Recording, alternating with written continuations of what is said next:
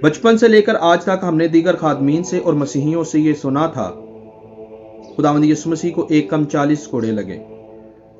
लेकिन जब मैंने इस बात को बाइबल से देखा तो मुझे कोई दलील नजर नहीं आई जहां पर यह लिखा हो कि खुदावंद यीशु मसीह के एक कम 40 कोड़े जो हैं वो लगे।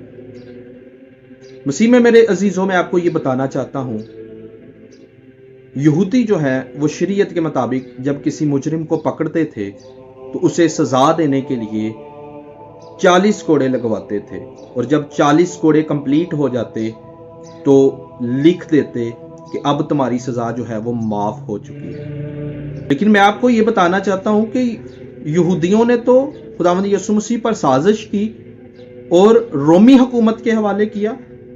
रोमी हुकूमत में कोई भी रूल नहीं था, कोई भी शरीयत नहीं थी, उनके अपने रूल थे, अपने ही कायदे थे, और वो अपने तौर पर मुजरिम को सजा देते थे। वो ऐसे लोग थे जब किसी मुजरिम को देखते तो हंसते कि बलि का बकरा खुद ज़िबा होने के लिए हमारे पास आया।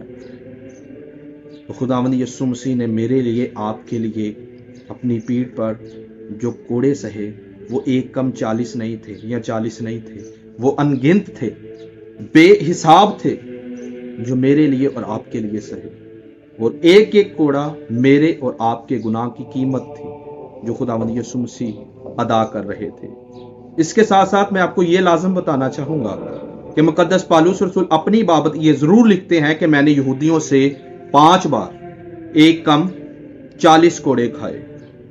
वो इसलिए खाए कि खुदावंद यीशु मसीह की मसलूबियत को, दफन होने को और जी उठने को वो लोगों को बता रहा था, वो उस खुशखबरी को बता रहा था।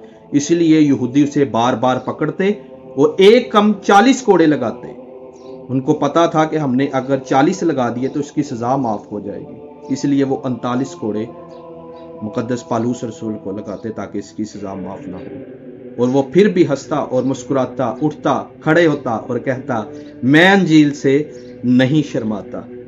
मेरे अजीजों, अगर आपको ये वीडियो पसंद आई है तो इस वीडियो को जरूर आगे शेयर करें और कमेंट में अपनी राय जरूर पेश करें। Thank you, God bless you.